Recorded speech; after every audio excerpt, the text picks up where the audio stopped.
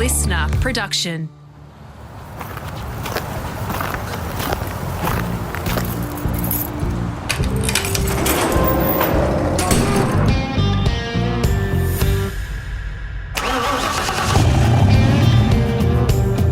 I'm automotive commentator and journalist Greg Rust, and this is Rusty's Garage.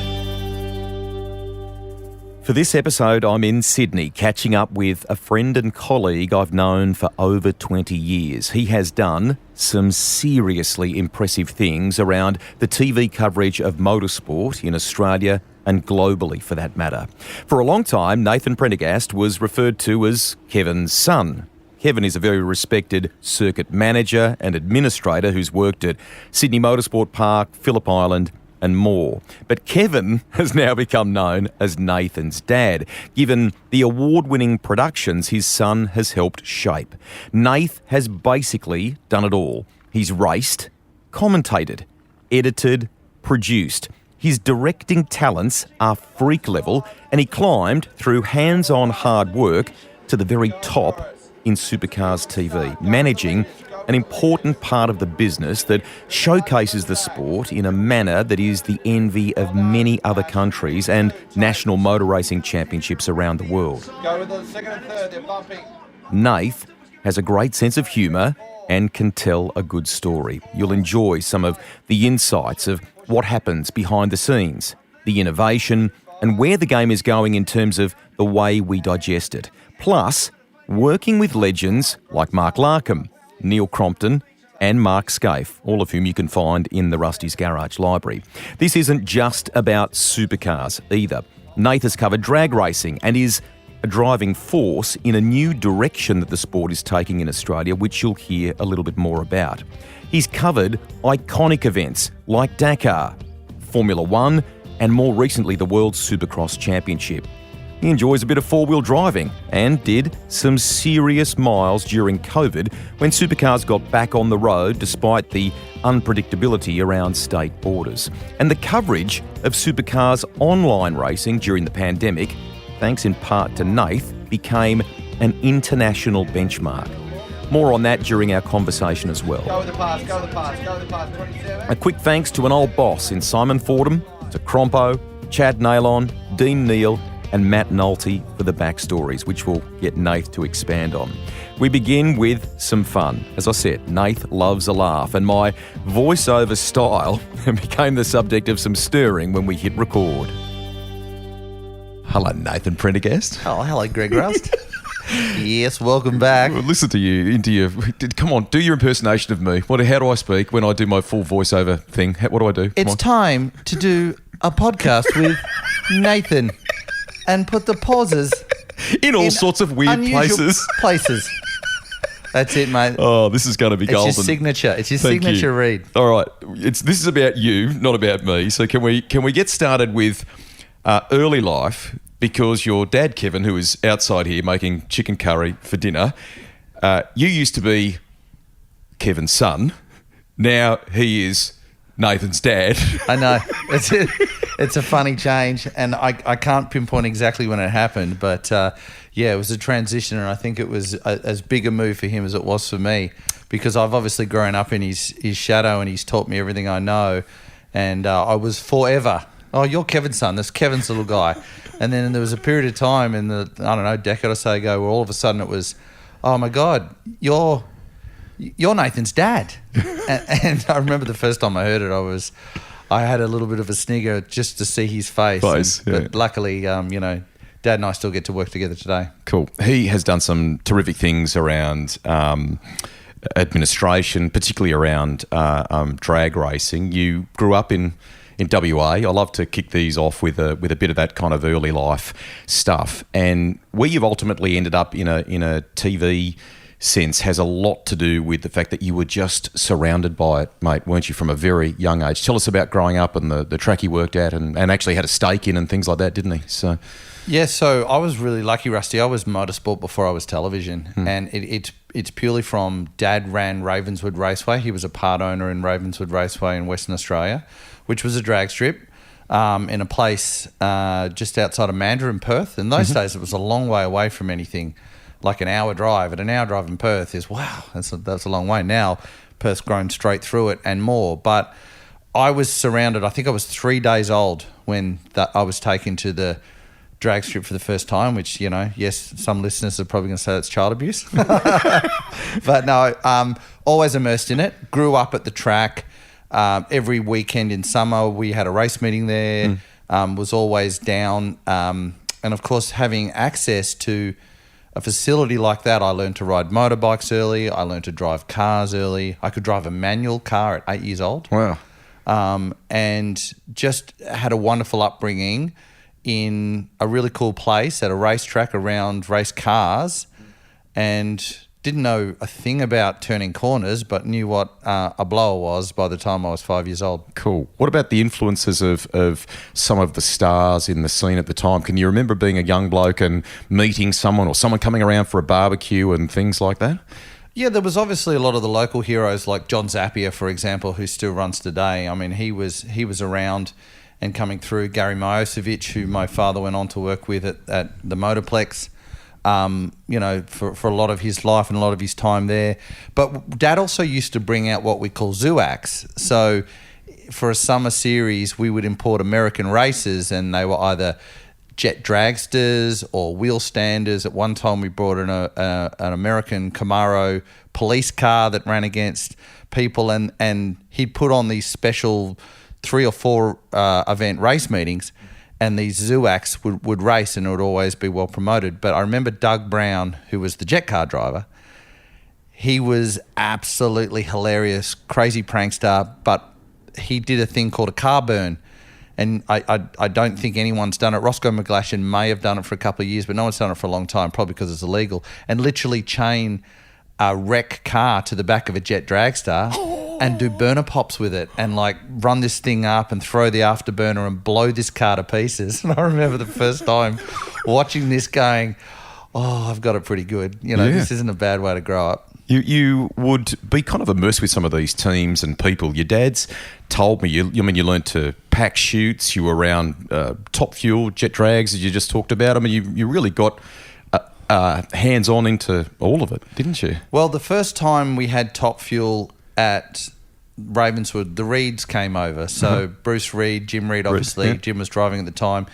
I mean, I was 11 or 12 years of age, and these guys came and literally stayed in my room, you know, and legends. It was just amazing. They really looked after me. I helped them sell, you know, T-shirts off the back of the trailer, and, you know, I was involved with that. Like you say, pack chutes. I remember when they warmed the car up, they let me sit in the car.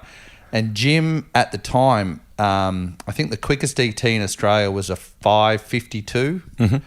Anyway, he went 5:46 or 5:48 at Ravenswood in the record, and I was just absolutely awestruck. And I remember Jim came back from the run and took his Winfield race shirt off and gave it to me and said, "This is yours, Nath." So I have a long history with dealing with those guys, and, you know, grew up as a fan, but almost family. We've been around them so long, and they were always really, really good to me. And then obviously as I moved to the East Coast, that just association with more races expanded. Take me there, because your dad, because of his efforts in WA, is getting more and more recognised on a national basis for what he was doing there. An opportunity comes up to go to what we now know as Sydney Motorsport Park. What do you call it? The artist formerly known as Eastern Creek. The artist formerly known as Eastern Creek, yeah.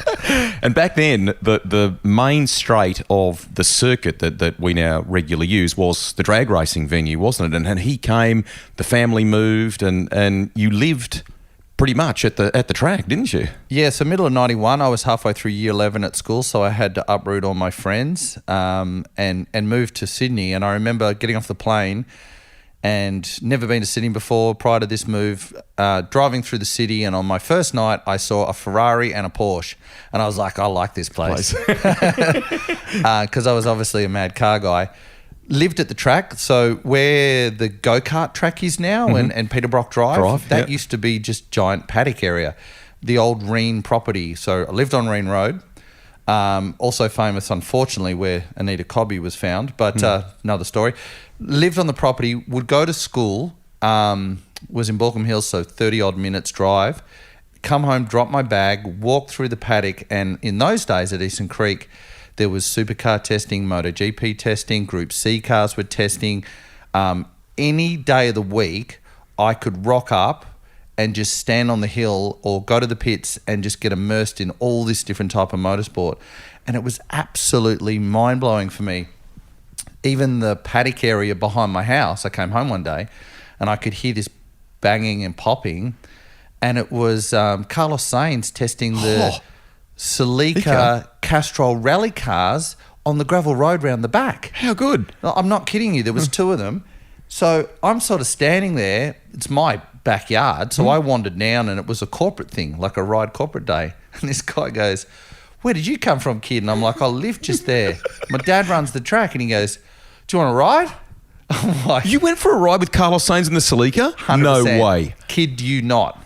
And so, I mean, that's one of many cool things that this world of motorsport has afforded me. But yeah, that's one of them. Dead set, got a ride.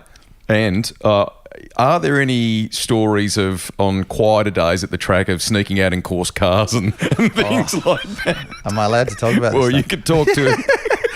Yeah, so the house we lived in had a course car parked underneath of it, a couple of motorbikes, and Dad also had a Eastern Creek issued Suzuki Vitara. So this is pre-license days. I was 15 and a half-ish.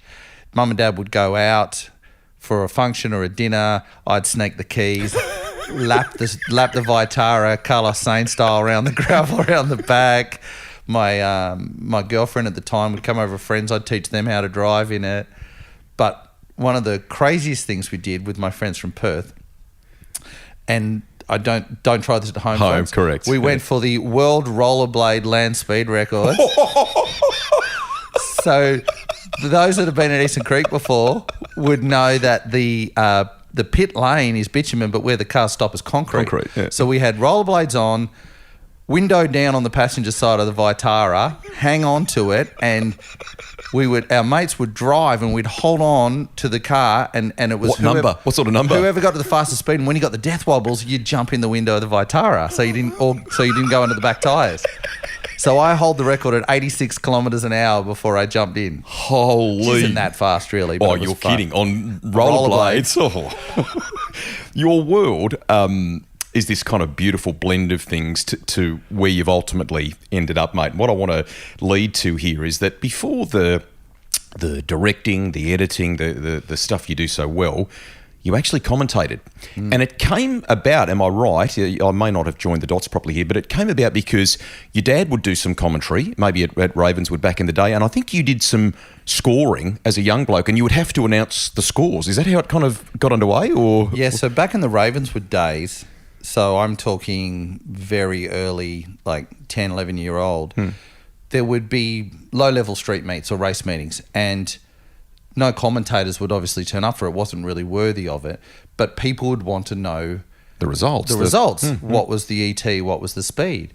And so one day Dad said, "Nathan, can you just stand here when the time slips come out of the machine, pick it up, key on the microphone and just say left lane, read out the name, the ET and speed." So I started doing that, and then obviously I just couldn't help myself, and I'd add some commentary on the last pass, or I would talk about... You're such a shy type, Well, aren't you? yes, I'm very shy and reserved. And I just got quite uncomfortable with, I guess, talking shit, really, which is, what a colour commentator does. So then when we moved to Sydney, I was already relatively au fait with the comfort of talking on a microphone, started commentating at the drag strip at Eastern Creek. Because there was kind of a hole there, wasn't there? I mean, I think Castlereagh had been closed for quite some time. All of a sudden, drag racing was back in Sydney. Was it you and Rob Oberg, I think, maybe? What did some of the early stuff kick off with? 100% Rob Oberg was commentating. I think it was an 8.5-year gap from the closure of Castlereagh before it opened up in Sydney. And so when it came back, it was huge, right? We had massive crowds. And I remember the first ever Winfield Triple Challenge, which a lot of people may recall, which obviously was bikes, cars, drag racing. That had 40,000 people at it, and I was 16, and I was commentating it with Oberg. But it was only venue commentary. It wasn't anything to do with broadcast, and, I don't know, I was high-pitched and still had some growing to do.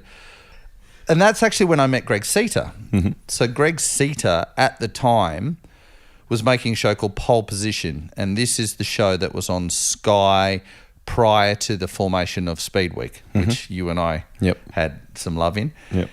Anyway, Greg had done a little bit with my father commentating some of these early shows that they were making covering drag racing, and they needed someone to do an interview with someone, and my dad said, well, my son knows all those guys, he can do it. So I grabbed a mic, cameraman went with me, went to do a couple of interviews, and they went, oh, you seem to know what you're doing with this, can you do a piece to camera? So I went, oh, sure. So I did a piece to camera, my first ever thing that ended up on there. I do have it on a VHS somewhere. I'm about this height and about 55 kilos, but delivered a piece to camera on what this engine was powered, what this car was powered by, engine blower, blah, blah, blah, finished it. And they're like, do you want to do more of this? And so that started my involvement with Greg Seater and AVE, which obviously spawned my entry into TV. Yep, that little thing is something we have in common. That Triple Challenge meeting is where it started for me. You were go-karting, right? Yeah, correct. That's literally where it kicked off. That's a story for another day. You have done, mate, some crewing as well, and I think even around Formula Holden and stuff like that too. Is that right? Yeah, so one of the beauties, obviously, of living at the racetrack is I got to meet a lot of people that were regulars there. So Tony Quinn, Phoenix Motorsport, had the last two garages, Garage 49 and 50, and he was preparing Formula Holdens there. So when I got a Formula V, which for a very short-lived race career... We're getting to that, Nathan. Yes, We're getting to that. He housed it and prepared it there, which was great. And then I also got to know a guy called Morris from Thelgo Motorsport, Morris Risman, mm-hmm. and he was running a car for Mark McLaughlin, and I'm sorry, I can't remember the other driver, but obviously that was the early days of Mark Scaife running Formula Holden, and Mark was running around. So I crewed on them. I did a bunch of my summers, which was school holidays for me still, with Top Fuel Team. So I travelled all around the East Coast with Pommy Steve Reed, who was running an alcohol car, then with the Reed family, and when they were running their Top Fuel car, and just really had an amazing childhood immersed in, drag racing basically, and cars going fast. Was there ever anything else? Did Nathan go off and work at Mitre 10 or something or other as a part-time job, or this is only what you've known? Oh, no, I worked at McDonald's. Did you? Yeah, I was, actually, that's when I worked out I could direct. Really? Yeah, and this is pre-directing, but I did a stint at the M4... Macca's? City bound. Uh-huh. Yeah, McDonald's. Yeah. And because I was a little bit older, I think I was just 19 when I was working there, and I had a license. I did a lot of the night shifts and then did what they call walkers, which is packing the fridges and stuff at night. But I at one stage, most of the men in McDonald's were working on the grill, and most of the women were in drive-through. They put me on drive-through one day, and I could work out that I could take an order and then talk to the person out the window, get their change whilst taking an order and input it, so someone could talk in my ear at the same time as me talking out. And the efficiency, they were like, they kept me on it because it was really fast. And it was just, I had the ability to say, good afternoon, McDonald's M4 City bound, can I take your order, please? And then they'd give me the order, and I'd lean out the window, g'day, mate, that's $8.95, and still hear them tell the order but give the change. And so I was like, my brain's a bit weird. That's a cool skill. Yeah, it's a bit of fun. Bloody hell. Formula V. Formula V. So I want to, first of all, let's there's an incident at Amaru Park I want to ask you about. How long when did you first get it? How did that all sort of start? What type of chassis and so on? So it was called a Knight, like Knight, mm-hmm. and it was a homemade thing, and it was called a Knight because when they were making it at the end of every evening, they said, let's just call it a Knight. Yeah. I can't remember how it was found, but I have a feeling that Ray Folletti was involved somehow. Anyway, the very first day they brought it to the track and I was going to test it, I went out, started lapping around because I was driving like Senna, setting all new lap records. Came into the pits and the car was feeling sluggish, and I remember putting my foot on the clutch, and the car just stopped. Anyway, I wasn't watching the temperature gauge. Their air cooled. It threw the belt off, and I cooked the motor, like destroyed it. And then I remember getting out and my dad going, "Looks like we just bought it." So literally, I got this new race car and I'd killed the motor on its first test. Just massive life lesson. No one said, "Look at the temperature gauge." I probably should have, didn't. So rebuilt this thing. It was a pig. Went testing, but the beauty of it was, as I mentioned earlier, Tony Quinn had it housed at the track.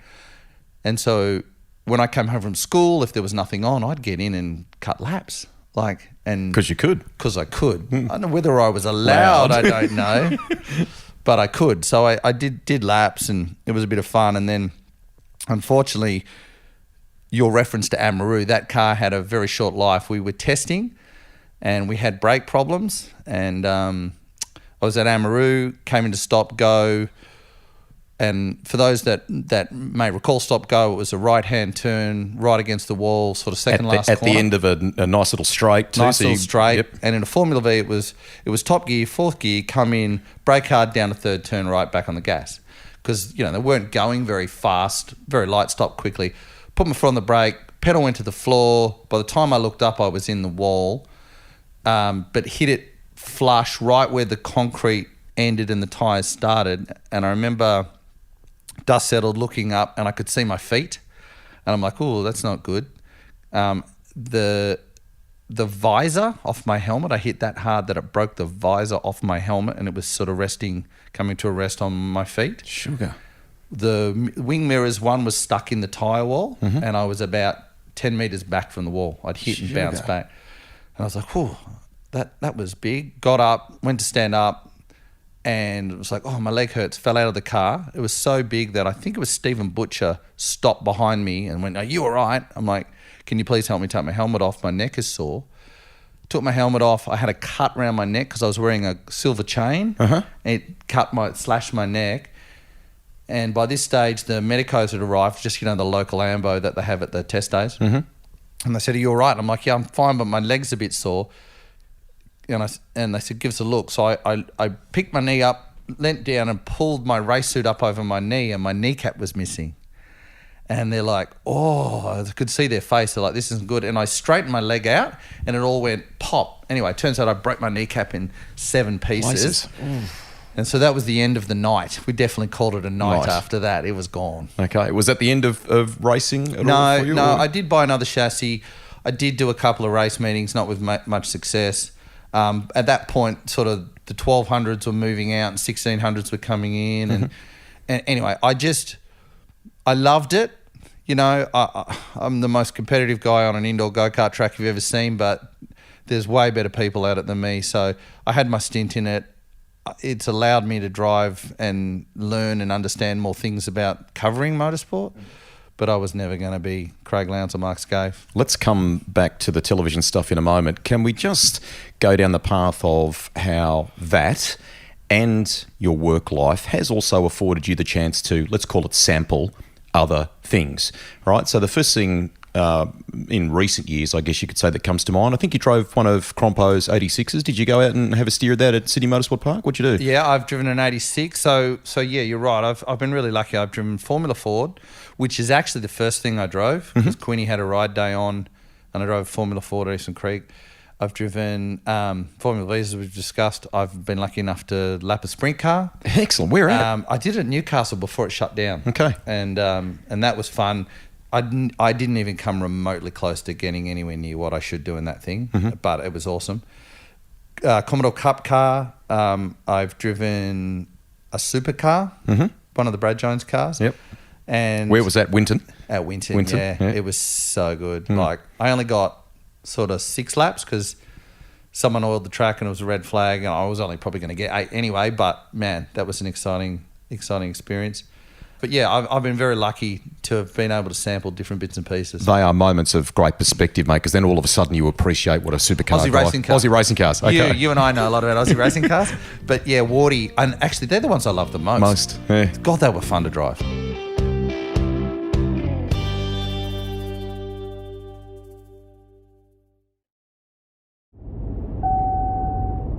Hi there. Like racing, Nathan shows us that TV production definitely isn't for the faint-hearted.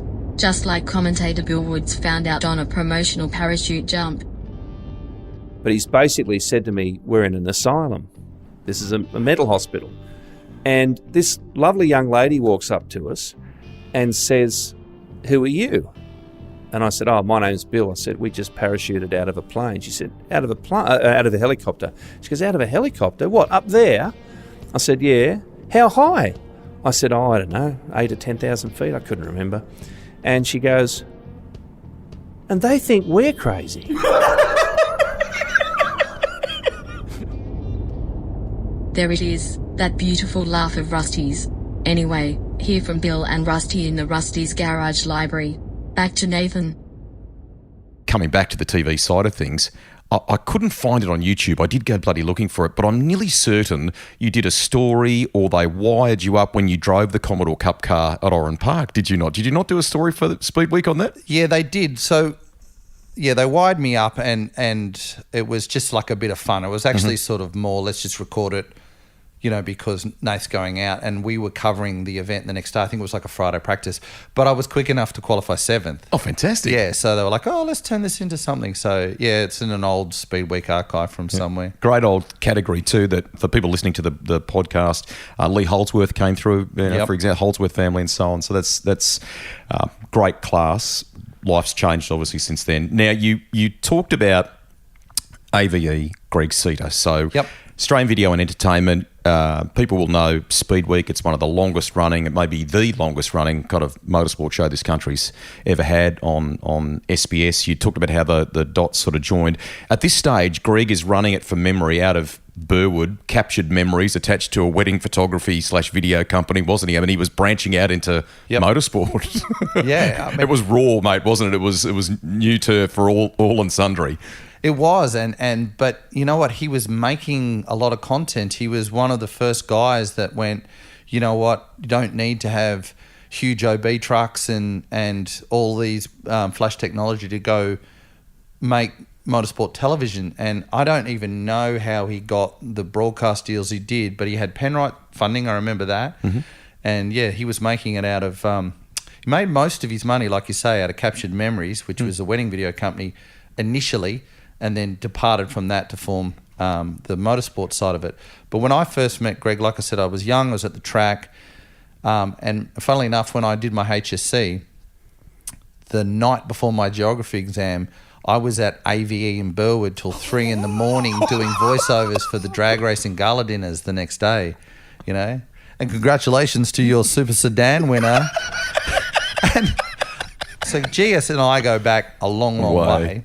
But he didn't give me my first shot in TV. He certainly introduced me to what it was all about, but I was only there as a commentator. Okay. And that was how it started, and then obviously I had a very big history with him after that. So tell us the actual first start then, mate. What was that? So towards the end of tobacco sponsorship in drag racing, they were actually pouring a fair bit of money and into the sport and doing a lot of television shows on Channel 9. So Darryl Eastlake was calling them, Andrew Voss was calling them. And your dad and Big Daz called some together, didn't they? And he was trying to manage the track at the same time. And and they were running what was called the Winfield Pro Series. And it was, you know, lots of top fuel cars, lots of other great racing, all the other Group 1 categories. And it was essentially Calder, Eastern Creek at the time, and Willowbank Raceway. And they were making really high quality, bringing proper OB trucks. Saul Stein did the coverage for the Triple Challenge for Channel 9, and there was a guy called John Leahy, and he was running that side of the TV. Anyway, at the time, we were taking that footage, and Dad was making television commercials for the next events, and I was going into Global, which was at Ride there, wasn't it? Ride, yep, it doesn't exist anymore, and I was sitting in on the post production of the TVCs, and I remember saying to John at the time, because he knew me from the traps, I was around at all events commentating. And he said, and I said, how do I get into TV? Like, what do I got to do? And he said, well, I've got a job at Horizon Learning Channel, which was Optus Vision, right? Very infancy of Optus Vision. It's yours if you want it. It's a tape operator. Now, what that meant was 1-inch machines, which I had to lace, and I basically sat in the world's dodgiest MCR and rolled shows and ads. So it was a manual roll, like when the next astronomy show started, into a couple of, Clint's Crazy Bargain type adverts, into the next how to grow your plants type thing. But what it allowed me to do is it was right next door to the post house where all the drag racing shows were made. And I rang Jim Reed, who was sort of responsible for the TV at the time, funding wise. And I rang John Leahy and I said, do you mind if I access the rushes and the masters? I want to cut my own music clips. And on my own time, I taught myself how to edit, and I cut a music clip to kickstart my heart. And I was still commentating at Speedweek at the time. Speedweek had just started. Maybe it was a couple of years in. And I'd go into Sita and the editor at the time, and I'd go, hey, have a look at this clip I've cut. And they'd play it, and they're like, oh, how'd you do that? And I explained them. It was really rudimentary. Anyway, about a week after I showed them my latest edit, and I'd been at Horizon 3-4 months, Greg rang me and said, do you want to be an editor? And I'm like, yeah, I'd love to be an editor. He goes, okay, when can you leave your job? And I told him it was like very quickly. And he said, okay, start Monday. Anyway, I rock up thinking I'm going to be the junior editor under their existing editor. You're in the deep end, mate, aren't you? I'm the only guy. And so this is not, the old days of tape-to-tape machines. Never dealt with that other than one-inch machine to another in my whole life. And I remember Greg sat me down. He said, okay, Nathan, this is an input. This is an in point. That's an out point. Just line up your shots and let's just go with that there. And just let me go. And it was the first ever event I did was Australian Superbike Championship from Lakeside. I'd never been to Lakeside in my life. I asked someone to draw me a map of the track and roughly mark where the cameras were. And I had to go around with each shot and go, okay, that shot ends match there. it up, piece match it together. it up and piece it together. And my first week, I cut 2 Australian Superbike races, 2 600 races, and a sidecar race for a 1-hour show. And never done an edit in my entire life. And it was thrown in the deep end, but I was straight away, I love this. That's cool. Just for people that aren't necessarily TV types, when you say MCR, Master Control Room, you're talking about tape, when everything's bloody digital now, so you're talking tape back then, big reels, and I would imagine, mate, you had to line everything up, so you're going from one thing, seamlessly transition to the next, and you're doing that off big tape machines, weren't you? Yeah, well, in the Horizon days, it was 1 inch. So literally, the tape thickness was the width of a 1 inch, and it came in a giant open spool, right? Not captured in a plastic container or anything like you. Wow, that's later. That's Betacam. You know what I mean? So, and then when I went to AVE, that was SP Betacam, and so these are analog, big plastic, closest thing you describe to VHS tapes. That you put in giant machines, expensive machines, and you had to literally play the shot out and then join it with another shot. And it was a real baptism of fire because I had to learn all the, not only the creative side of it, but the technical side of it, audio mix. Now, right now, let's just have a little bit of a lesson for everyone at home. Right now, when you have a nonlinear edit suite, you can put your vision in and it's a digital file and you can manipulate its speed and do whatever you want, and you can cut all your shots and delete them and redo it.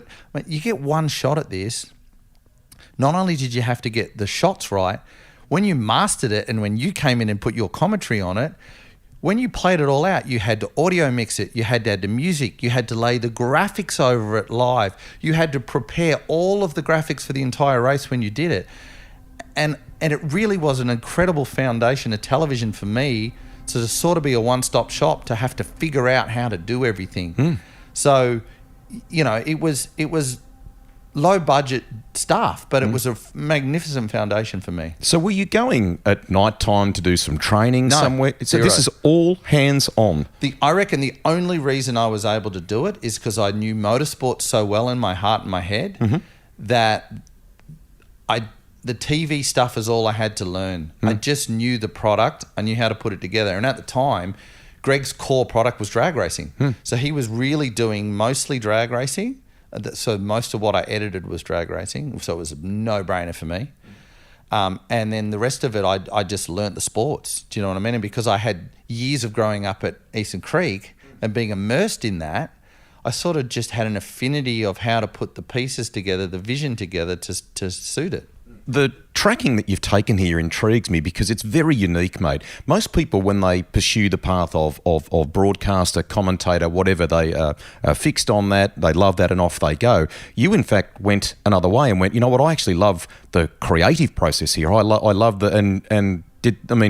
I think the commentary still clearly helps you to this day because you understand what's going on in the commentary box, how you can each complement each other.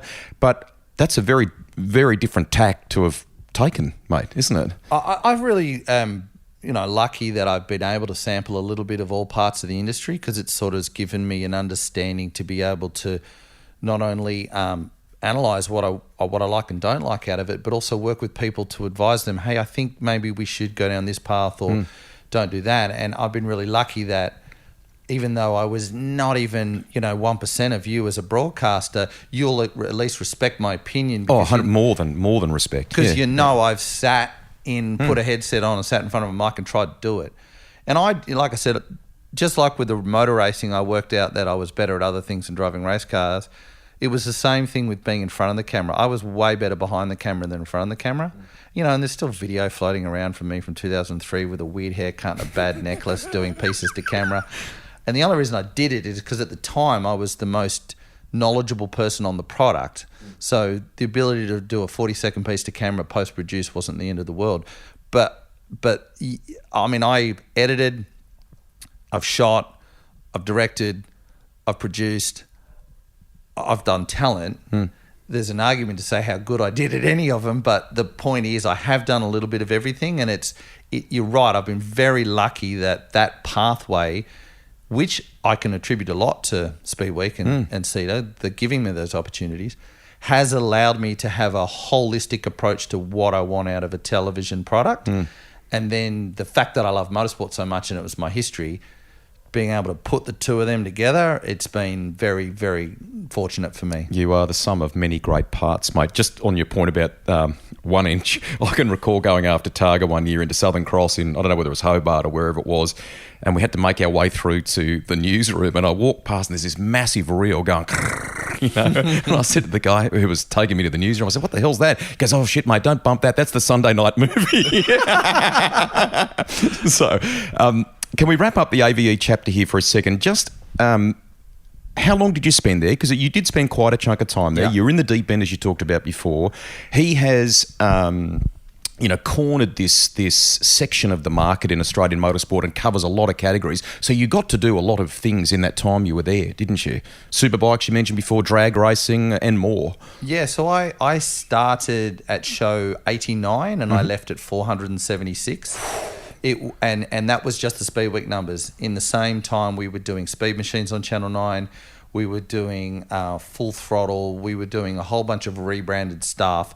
In the peak of the final years I was there, we were making a 2-hour Speedweek, a 2-hour show for Fox, which was sort of in its infancy, a half-an-hour show for 9. And so this is 4.5 hours of television, and there was me and another editor. Crazy. So we were pumping out huge amount of stuff. But yeah, it was just shy of 10 years. In fact, I was 3 months shy of 10 years there. And a lot of people were like, oh, why did you stay and do your 10 years? And the truth of the matter is it was time to go. I think you and I had a conversation about this in an edit suite one day. I'm not the only person to have spoken to you about that, but we knew you had great talent and it was time, mate. It was time to spread your wings, wasn't it? So and there was a few things in the universe that lined up that sort of showed opportunity for me, and I followed it. And whilst it was really hard at the time, and I had, it cost me a lot of things personally, and it proved to be professionally the right call for me. But GS is still operating to this day. Speedweek's still running around. They still do a lot of stuff. In fact, I'm having a coffee with Greg tomorrow morning, funnily enough. Wow. There you go. Wow. So he was obviously very hurt when I left. He was very upset. And we took a little while, 12 or so months to mend the bridge. But I will always, regardless of all the funny stories about little weird things that happen at AVE, and they're still ongoing, that he was incredible ground for talent. He gave people like you and me a chance. And it's not just at every level, cameramen, editors, producers, there's a lot of really good people that have come out of that place, and it's all the opportunity that Greg and Speedweek and all the other people that went through there has allowed, me and others to grow and develop. That's a string to your bow that you haven't probably mentioned. You can actually pick up a camera and shoot too, mate, can't you, when you need to? Yeah. Did you learn that there? I learned that there. Did you? Yeah, and it was because no one really wanted to get near Top Fuel Cars on the start line. And I was like, yeah, give me the camera, I'll show you how it should be shot. And I did. I shot a lot of drag racing start line. So just a snapshot of the early days of AVE. Go. When we were doing drag racing 97 in Queensland, I would drive the van up, run the cables out, drive the van up on the Friday night, run the cables out on a Saturday. I would get on camera and shoot the start line. I would do the interviews in the pits and some pieces to camera. I would then pull the cables in Sunday night, drive through home Sunday night, and get in and then edit the show and then commentate the show.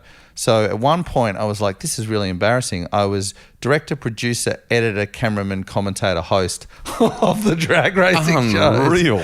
So I was like, maybe I should just change that to just something more simple, holistic.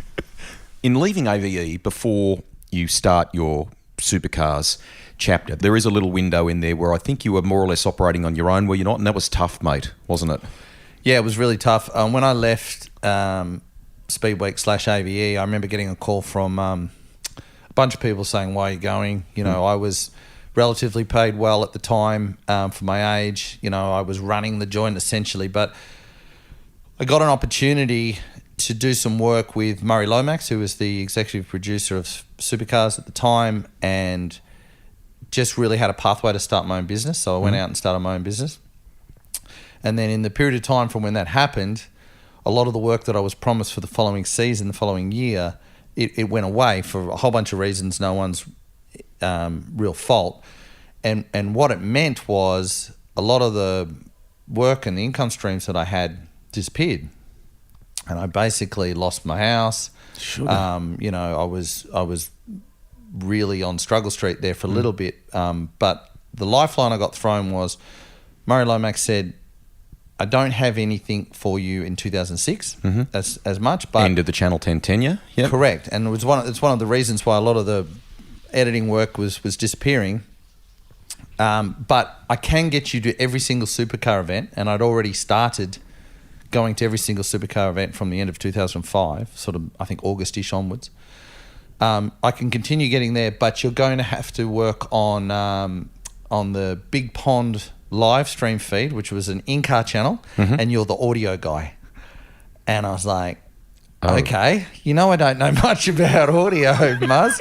He's like, well, mate, that's a pretty easy job, but you'll get to all events and it'll allow you to travel with a series. And it was the best thing I ever did. So I started there, not a lot of money, but it allowed me to get inserted into the crew and the team. And my first year, 2006, was basically travelling to all events and setting up the audio gear and working on that and the Big Pond channel. Did you work on the panel beater show with Crompo and things like that too? I did a bit of that. That was the big time, that show. I wasn't working on that. You got to be kidding. But I was producing and editing a couple of sports shows. So I think it was Carrera Cup at the time and the Fujitsu series, which is now the Dunlop, the development series. I was producing those shows. So there was enough work to get me through.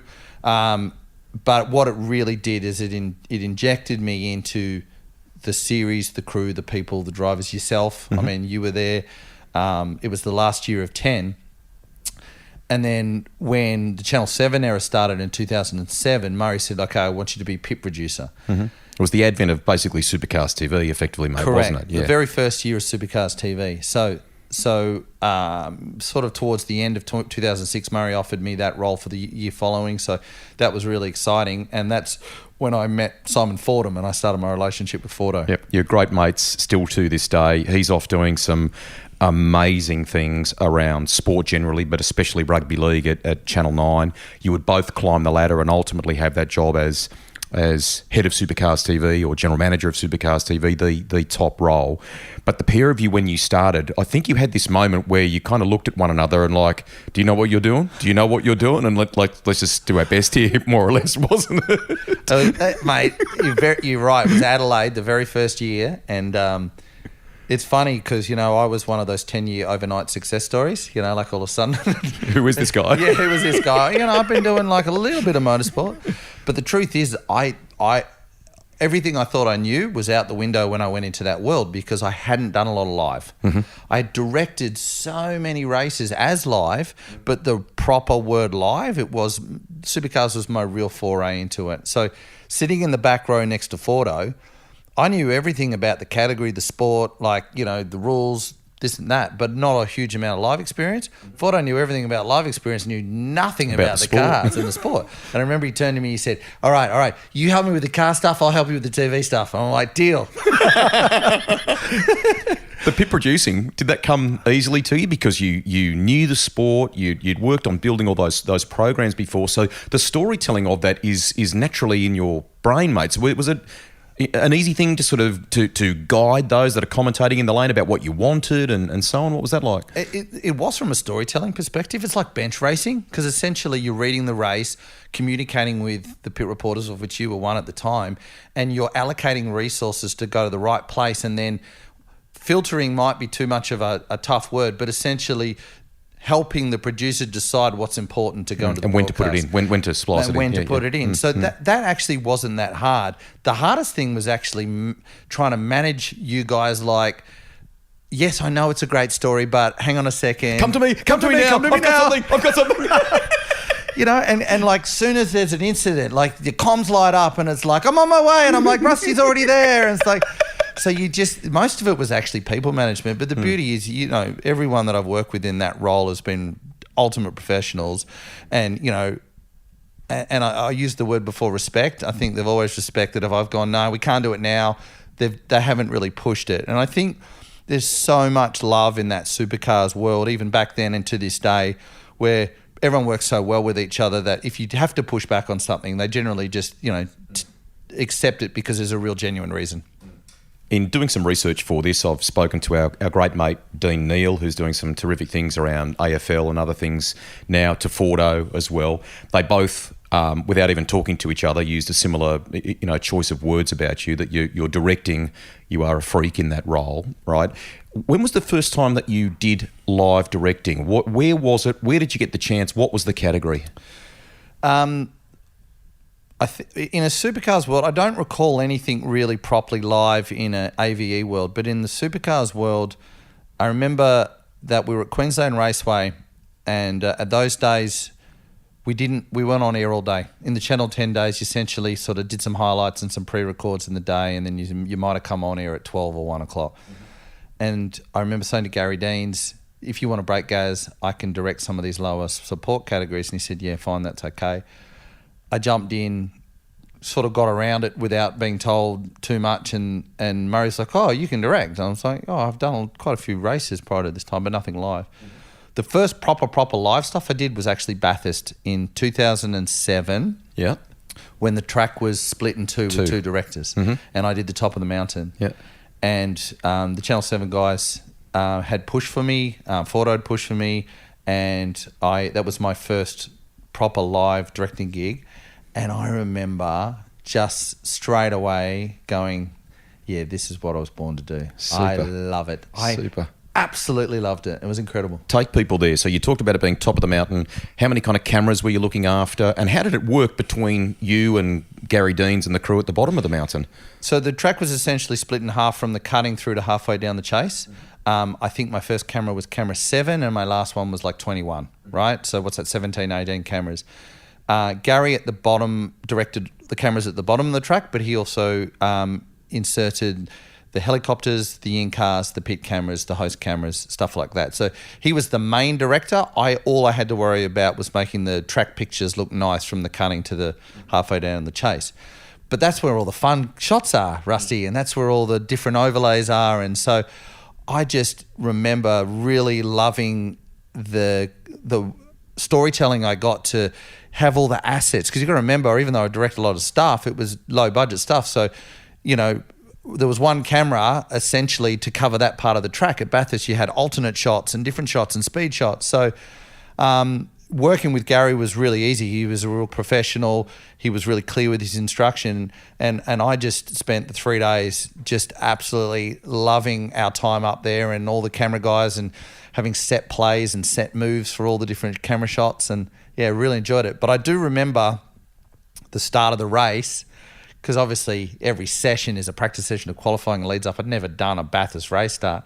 I remember right before the race, my legs were sore because I was so tense. I was all tensed up in my legs. All my calves were all locked up. I was like, Nathan, you got to chill out. Yeah. For people that aren't aware, I mean, Bathurst is, depending upon what year we're talking, high 200s in terms of staff that you have to look after there. How many cameras and so on? Paint a picture for people there and onboards and so on. I think in the 10 days there was a bit more staff than we have now. I think it was 300 plus, and the early 7 days. Now I think it's around 250, but it's massive, mate. It's enormous. If you add up the ENG cameras, the onboard cameras, the specialty cameras, I think in my last year that I did Bathurst 21, I reckon there was 167 different cameras in the broadcast. 30 kilometres of fibre. It's an enormous technical challenge in itself just to cover 6.2 kilometres of track. But it's highly satisfying as a broadcaster or as a television guy, because the pictures just look so beautiful, and it's such an incredible event where it brings the best out in everyone. It's not the last race of the year, but it feels like the grand final. Everyone rises. I mean, I think we did 48 hours of television before the race even started, in the 21 year, which I think was the combined ARG year as well. Remember we had the extra day? Yeah. It was like ridiculous on-air hours. But from a technical perspective, with the exception to like maybe a Australian Open tennis, which has got, 8 or 16 courts, I don't think there's a bigger individual, like one sporting field, one location coverage that's got more technical assets than Bathurst. Fordo reminded me, you at some point in the great career that you had with them, or the chapter that you had with them, you pioneered or you changed tack from the multi-OB truck sort of integration. So onboards came under your wing, the main cut came under your wing, all these other assets. How in the hell did you do that, mate? Well, the Bathurst was an interesting one, because I did do a couple of years as the mains director with the split truck format, and I always had my frustrations. And I always kept saying to people, don't we have the technology now to put this through one truck? Can't we make this a one director model? And I remember a lot of people said to me, it's impossible. One director can't do all. It's too much for one person. It's too much for one director. And I'm like, no, I'm telling you, it's the opposite. Bathurst is one of those tracks with a couple of long shots where a director does have half a break. I mean, Gold Coast is a harder track to direct than Bathurst, to be totally honest with you. But it was a huge technical challenge. And in the early years, it was not possible to have all of the cameras route back to one truck. When that technology became available, I pushed for it. I said, I want to do it. Trust me, this will be the best outcome. I'll direct the whole coverage. And at first they were like, oh, well, you can just do the track cut. You can't do the onboards, and you can't have the onboards or the pit cameras. That didn't last long. And I was like, just give me everything. And now that's how it's run to this day. It's how Brian Forshaw does it right now. It is the best possible outcome for the product. It's one mind telling one story, and I stand by it. It's the best way to do the coverage. As is your nature and the demands of such a premier sporting event like that, it means that you're constantly changing it up, mate. And you people don't probably realise, you guys will often go and do a full survey months beforehand, just because the camera at the cutting was at this height before. Why can't we change it so it's a bit lower or conveys a bit more speed or a bit more height or something? You're always looking to change it up, weren't you? Yeah, we are. Every year you do at least one, possibly two surveys of Bathurst where you drive up, you will go drive the track, walk the track, have a look at different ways. You might have had an idea that you head up there to check out. One of the ones that really bore fruit was in 21 when Brian Forshaw, myself and Neil Crompton went up. And this was actually Crompo pushing this. And before I get into the Bathurst chat, when I started directing Supercars, and we talked about those early years when you weren't on air all day, every day, every session, Crompo and I would walk the track together. And we would go, during Supercars practice sessions, and we'd stand and look at shots and go, look at what the car does here. I mean, a lot of what I am today is because of, particularly in the Supercars universe, is with thanks to Crompo. And I had a thirst to understand and capture what the cars did on track, convey the speed, convey the attitude. And Crompo and I walked it. But in the modern era, like, we cover the first cars on track in every session, so that went away. And Neil was like, you know what, let's go back and walk Bathurst. So we walked Bathurst, and it really allowed us to get back to have a look at how the track's cambered here, and look how you're blind into the cutting. And not only are you blind into the cutting, look where the track drops off at the wall here. So if you're one wheel too wide, you're going to hit the wall. So how do we capture that? We can't ever see that the inside wheel's off the ground here. So from that one survey, we ended up adding 3 extra specialty shots. We added a super slow-mo inside the track at the top coming into McPhillamy, and we added that high-speed whipper inside the chase at Conrod just to try to capture the speed or deliver something different. And they were all fantastic new additions. The one thing I will say about Bathurst is, because of the history of it and the comfort that viewers get out of watching it and understanding the cut, I always was mindful to not mess with it too much. Really? I did not want viewers to get, just to be too clever for viewers to not understand what part of the track they were looking at, or do too much to mess with the historical significance of certain shots. Gotcha. It was really mindful that to honour that place, and anything we did was an enhancement, and we didn't remove any of the traditional shots that people have been watching for 40, 50 years.